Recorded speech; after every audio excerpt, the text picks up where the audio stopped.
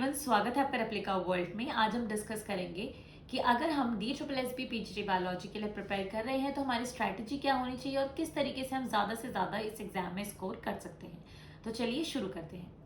जब हम DSSB के एग्जाम की बात करते हैं, वो भी पीजीटी एग्जाम की, तो हमें ये वाली बात पता है कि यहाँ पर दो सेक्शंस हैं, यहाँ कह सकते हैं दो पार्ट है, part A and part B. Part A में 100 क्वेश्चंस होंगे और पार्ट बी में 200 क्वेश्चंस होंगे। इन 200 क्वेश्चंस में से कुछ क्वेश्चंस हमारे टीचिंग मेथडोलॉजी, हम कह सकते हैं सब्जेक्ट पेडागोजी के भी आएंगे। तो अब हम इस वीडियो में आज बात करने वाले हैं कि जो पार्ट बी है, यानी कि हमारा जो सब्जेक्ट स्पेसिफिक पार्ट है, उसके लिए हम किस तरीके से प्रिपेयर कर सकते हैं। तो यहाँ पे सबसे पहले एक इम्पॉर्टेंट चीज़ ये है कि हमें ये वाली चीज़ पता होनी चाहिए कि अगर हम पीजीटी बायो के लिए प्रिपेयर कर रहे हैं तो सिलेबस क्या है और सिलेबस में हमें किस लेवल तक पढ़ना है। बहुत सारे लोगों का ये वाला क्वेश्चन होता है कि मैम कहाँ से पढ़ें, कौन सी बुक रेफर करें, किस लेवल का पढ़ें, बहुत सारे क्वेश्चन होते हैं, या फिर शुरुआत किस तरीके से करें। तो ऑलरेडी मैं ये चीज़ डिस्कस कर चुकी हूँ कि आपका सब्जेक्ट कोई भी हो, अगर आप पीजीटी के लिए प्रिपेयर कर रहे हैं तो आप 11th-12th की एनसीईआरटी से स्टार्ट करिए। अगर आप टीजीटी के लिए प्रिपेयर कर रहे हैं तो 8th, 9th और 10th की एनसीईआरटी से आप स्टार्ट करिए। तो यहाँ पे सिंपल सी बात है, सबसे पहले आप सिलेबस डाउनलोड करें, उसके बाद आप यूनिट वाइज वहाँ पर प्रिपेयर करना शुरू करें।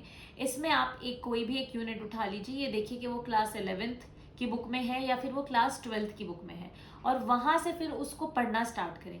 इस तरीके से unit by unit, chapter by chapter आप 11th-12th की एनसीईआरटी से उन टॉपिक्स को प्रिपेयर करना शुरू करें।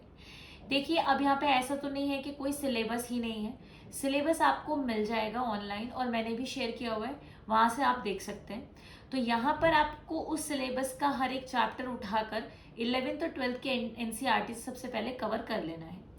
जो मैंने प्रीवियस ईयर पेपर्स देखे हैं DSSB के, उसके अकॉर्डिंग मैंने यही चीज़ एनालाइज की है, मुझे यही चीज़ समझ में आई है कि जो पेपर होता है वो काफ़ी हद तक एनसीईआरटी से होता है। आप कह सकते हैं 85% या हो सकता है उससे ज़्यादा पेपर जो है एनसीईआरटी से होता है। 85 to 90% जो पेपर होता है it is from the NCERT of class 11th and 12th। तो 11th और 12th की एनसीईआरटी से पेपर होता है, बाकी का जो बचा हुआ 10 या 15% है वो थोड़ा सा हाई लेवल का हो सकता है, तो उसमें भी स्पेसिफिक पोर्शंस होते हैं। तो इसीलिए आपके लिए बहुत ज़्यादा ज़रूरी है कि आप 11th-12th की एनसीईआरटी को पढ़ें, क्योंकि मैंने केवीएस के एग्ज़ाम के लिए और वैसे भी क्योंकि मैं पढ़ाती हूँ, इसलिए मैंने पहले से ही एनसीईआरटी को बहुत अच्छे से पढ़ा हुआ था। तो यहाँ पे उस चीज़ का फ़ायदा मुझे केवीएस में भी मिला, और यहाँ पर भी जो मैंने DSSB के एग्ज़ाम पीजीटी बायोलॉजी के प्रीवियस ईयर क्वेश्चंस देखे, तो ज़्यादातर क्वेश्चंस मैं कर पा रही थी। उसका रीज़न सिर्फ यही था कि मैंने एनसीईआरटी को थरली पढ़ा हुआ था। तो एनसीईआरटी 11th-12th की अगर आप थरली पढ़ लेते हैं लाइन बाय लाइन, तो आपको ऐसा लगेगा कि पेपर बहुत आसान है, मतलब सीरियसली आपको बहुत ज़्यादा आसान लगेगा। आप यकीन नहीं करेंगे, अगर आप एनसीईआरटी पढ़ लेते हैं 11th-12th की, तो आपका 85 to 90% जो सब्जेक्ट स्पेसिफिक क्वेश्चन है वो तो ऐसे ही हो जाएंगे। तो यहाँ पे आप यकीन मानिए इस चीज़ का कि सब्जेक्ट के जितने भी क्वेश्चन है उसमें से 85% तक तो एनसीईआरटी से ही आपके कवर हो जाएंगे, और 85% कम तो नहीं होता है। तो 11th-12th की एनसीईआरटी को आप पढ़ लीजिए thoroughly, line by line, directly line से क्वेश्चंस उठकर आते हैं। सभी एग्जाम्स अब एनसीईआरटी बेस्ड हो गए हैं, जो कि एक अच्छी चीज़ है। तो लाइन बाय लाइन उठकर आते हैं क्वेश्चंस। इसके अलावा कुछ क्वेश्चंस आपके कंसेप्ट बेस्ड भी होते हैं, ठीक है। तो कंसेप्ट बेस्ड क्वेश्चन भी होते हैं, तो अगर 11th-12th आप अच्छे से पढ़ लेंगे तो आपके concept based question, line to line question सारे आपके कवर हो जाएंगे।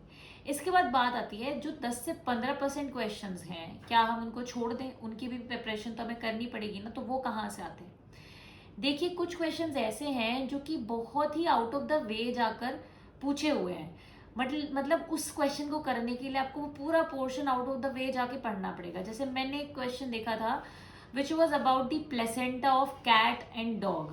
कैट और डॉग की प्लेसेंटा के बारे में कुछ क्वेश्चन था, वो बिल्कुल अलग था।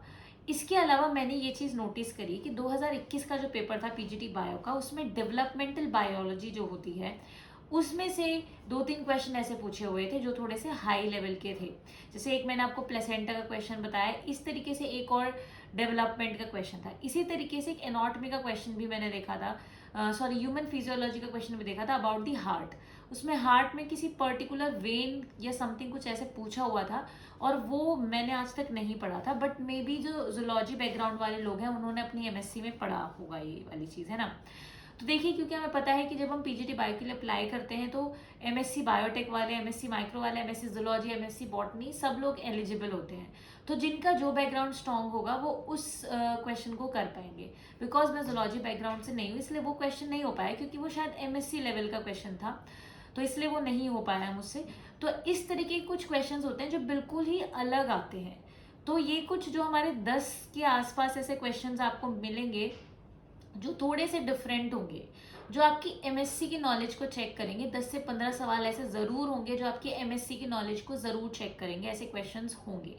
कुछ डायरेक्ट क्वेश्चंस भी आपको मिल जाएंगे, जैसे साइंटिस्ट के नाम, जैसे कि 2021 का एक क्वेश्चन था कि सेल थ्योरी किसने दी थी, वो डायरेक्टली पूछा हुआ था।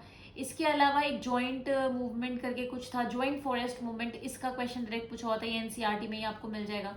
कहने का मतलब ये है कि अगर आप शुरुआत करना चाहते हैं तैयारी की, तो आज से ही आप एनसीईआरटी को पढ़ना शुरू करें। क्लास 11 क्लास 12 की एनसीईआरटी को आप कंप्लीट कर लीजिए सबसे पहले। ये बाद का इशू है, आपको कोई और बुक लेने की जरूरत नहीं है, just focus on NCERT first.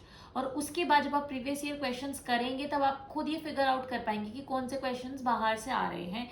बाहर से आने वाले क्वेश्चंस का इशू है ही नहीं, पहले आप एनसीईआरटी को पढ़िए, ठीक है। इसके अलावा सेक्शन ए पर भी आप ध्यान दीजिए। ऐसा नहीं है कि आप सिर्फ अपने सब्जेक्ट पर रिलाई कर रहे हैं, क्योंकि उसको भी क्वालिफाई करना होता है, और जितने ज़्यादा उसमें मार्क्स आ जाएंगे उतना ज़्यादा आप दूसरे लोगों से रेस में आगे हो पाएंगे। तो ये वाली चीज़ भी आपको ध्यान रखनी है। अब पार्ट ए के लिए हमें क्या स्ट्रैटेजी फॉलो करनी चाहिए, इसके बारे में भी मैं बात करूंगी, बट आज के लिए सिर्फ इतना ही। अगर आपको वीडियो अच्छी लगी हो तो लाइक ज़रूर करें, शेयर करें और एप्लीकेबल को सब्सक्राइब करें।